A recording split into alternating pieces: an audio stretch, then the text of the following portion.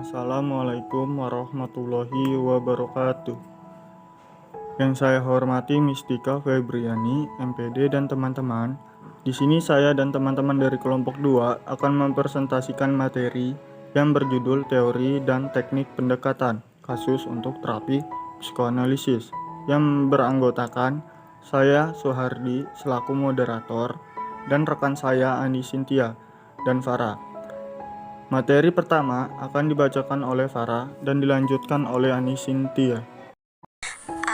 General overview dari teori psikoanalisa.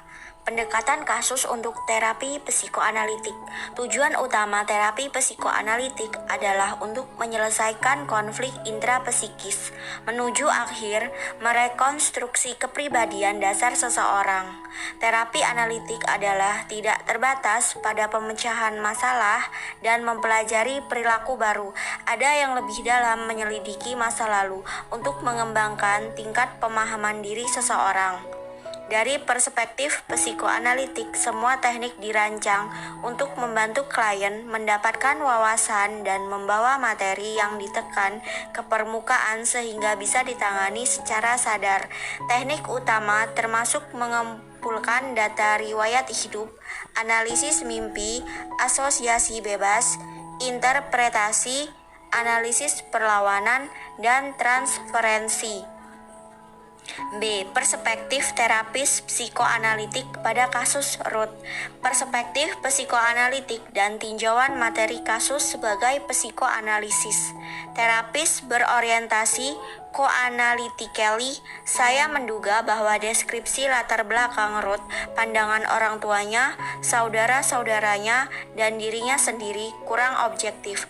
Lebih-lebih lagi, saya memperkirakan bahwa area ketidakakuratan akan berubah menjadi petunjuk tentang inti dirinya masalah kepribadian.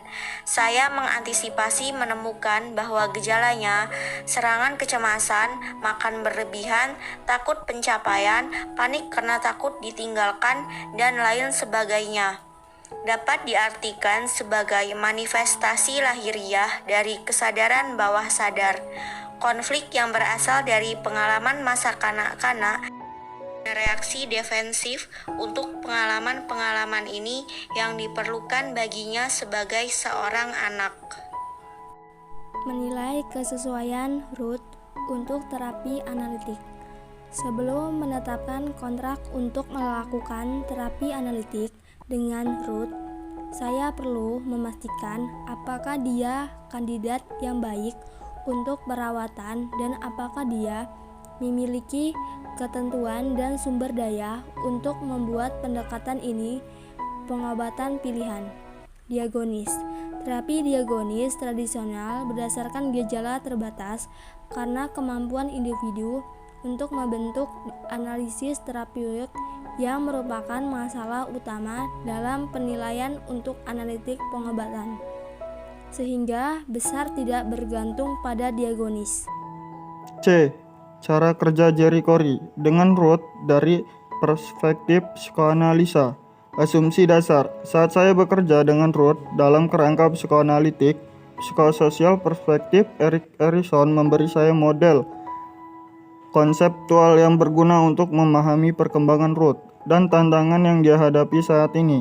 Pekerjaan dipengaruhi sampai batas tertentu oleh tren psikoanalitik kontemporer seperti psikologi ego, teori hubungan objek, dan analisis relasional.